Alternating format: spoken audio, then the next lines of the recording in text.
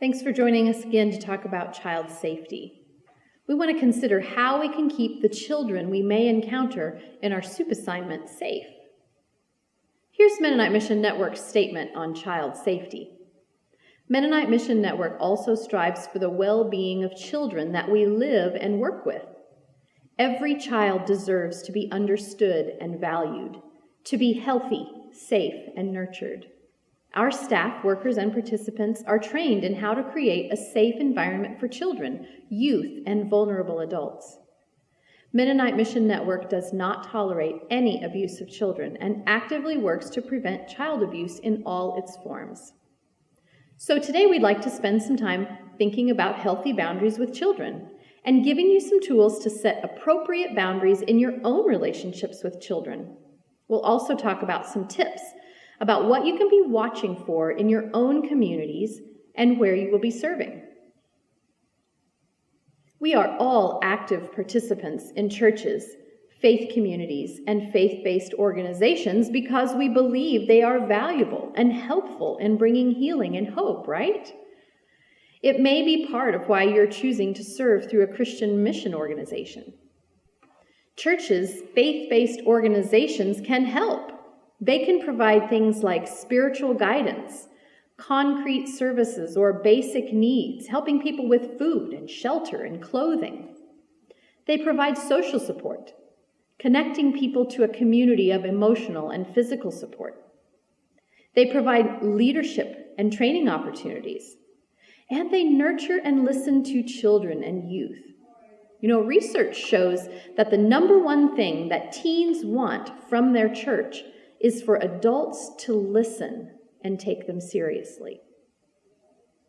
But I think it's also helpful for us to name why our churches and faith-based organizations are vulnerable. Because sometimes they are in denial that abuse exists. We might say, "Oh no, not here. That's not something that our community would ever have to deal with." Or, "We're just a big family here. We all know each other, and we would know if something bad were going to happen." And sometimes churches trust too much. When we need a volunteer to do something, we're happy to have someone to do it, and often trust their intentions without question. Or we doubt that someone we know could possibly do something bad, and we explain away behaviors. That was strange, but I'm sure they didn't mean anything by that. Or maybe I just misunderstood what I saw. And sometimes churches and faith-based organizations often expect the best in everyone, and why shouldn't they? However, high-trust situations create high-risk situations. It's those times when we don't even consider the possibility of harm that we are at greater risk. And sometimes churches think they can take care of allegations themselves. They may be afraid of the news getting out to the broader community or want to protect a high-profile member of the congregation, so they keep situations of abuse or harm a secret, which puts others at risk. As people of faith, we value forgiveness. It's an important part of our own faith experience. But sometimes that leads us to expect forgiveness too soon, which can further harm victims. It can diminish the harm that has been done and not adequately prevent future occurrences. And sometimes churches don't have or don't implement protection policies. As we talked about earlier, we need boundaries. Boundaries protect you against false allegations, and they also empower you to observe and report inappropriate behavior. They also help us fulfill our mandate as Christians to protect children. Matthew 18:5-7 is a good example of that mandate. It says, "So Jesus called a child to come and stand in front of them, and said, 'Whoever welcomes in my name a child such as this welcomes me. If anyone should cause one of these little ones to lose faith in me, it would be better for that person to have a large millstone tied around their neck and be drowned in the deep sea. How terrible for the world that there are things that make people lose their faith. Such things will always happen, but how terrible for the one who causes them. Ooh, such strong words of caution, right? How great is our responsibility. Let's take a look here at the 4 types of child abuse. Physical abuse, sexual abuse, emotional abuse, and neglect. I think it's most important to note that neglect is the most common form of abuse across broader society, but sexual abuse is most common in a church setting. It is also the most underreported, as it is the hardest for a child to disclose. We know that across Mennonite Church USA, 1 in 5 women and 1 in 20 men report having experienced sexual abuse of some kind as a child. So we know that even within the church, our children are vulnerable. So what can we be watching for? Many have talked more recently about grooming, and I think that term can put people on edge at times and maybe even make us feel afraid to get close to children. But grooming is much more than that. It's much more than just being friendly with a child. It's not about that, but about isolating a child with the intention of harming them. So you might see it as someone who is especially preoccupied with one child or a couple children from one family. It might be a person who insists on being physical with a child, or one who continually tries to arrange time alone with a child. Or maybe one who makes inappropriate comments about a young adult's or youth's looks or body.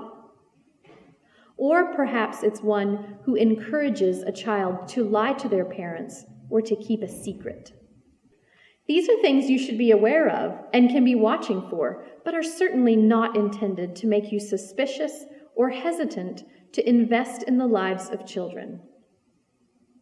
Something that Faith Trust Institute talks about that I think is helpful is the difference between wanderers and predators in relationships with children and other adults. It's helpful to remember that we all have the potential to wander across boundaries, whether we're not paying attention to power imbalances or just letting something get out of hand. When a person lacks awareness and good judgment, sometimes they wander across boundaries. So participating in training and becoming aware of the risks can help wanderers remember to look for the boundaries they need. Predators, on the other hand, will cross boundaries intentionally and skillfully. They lack conscience and have limited self-awareness and seek to control others. Prevention and setting boundaries is not going to keep them from crossing boundaries. It's good for us to keep the difference between those in mind. So what can we do? One thing we can do is to model healthy boundaries in your own relationships with children and other vulnerable adults. And what are some ways that we can do that? Giving children and other adults choice about touch can empower them and also help limit our risk of our touch being confusing or being a boundary violation. So you could ask before you hug someone, especially a child. Or you could give them a choice. Hey, hug or high five today. That ability to have a choice can be really empowering for children. You can also make sure that your touch is only in a public place, so not behind closed doors. You can also remember that those who lack boundaries often need help learning to set boundaries. So those children that may be crawling up into your lap, they may lack good boundaries, which means that they are more vulnerable to being taken advantage of by someone else. So simply helping them learn boundaries could be really important. So you might gently say, I'm sorry you can't sit on my lap right now, but you could sit right here beside me. Or to a youth, you might say, "I'd love to talk with you, but let's do that in a place where we can be seen by others." Or you can lean down to speak with a child at eye level. That's an easy way to let a child know that you're listening to them and care about what they're saying without even touching them. Or perhaps a pat on their hand or shoulder or back is another simple affirmation. A pat feels very different than a hand that lingers there longer. So what should you do if you see something that is concerning, or you hear a child talk about something that concerns you? Well, the first thing that you want to do is to believe the child. We know that false reports are incredibly rare. And if a child shares about abuse that has happened to them and they are not taken seriously, they may not ever be willing to share that again. So you also want to make sure the child or the vulnerable adult is and feels safe. And remember, it's not up to you to investigate the situation yourself, especially a case where a minor is involved. We always let the local authorities handle investigating accusations. If the organization where you are serving has a response plan, follow it. And if you're not sure if there's a plan, ask. You can report your concerns to your local SOUP coordinator or to a SOUP staff person. Thanks so much for taking time to listen today and to consider ways to keep children safe in your service assignment. God bless.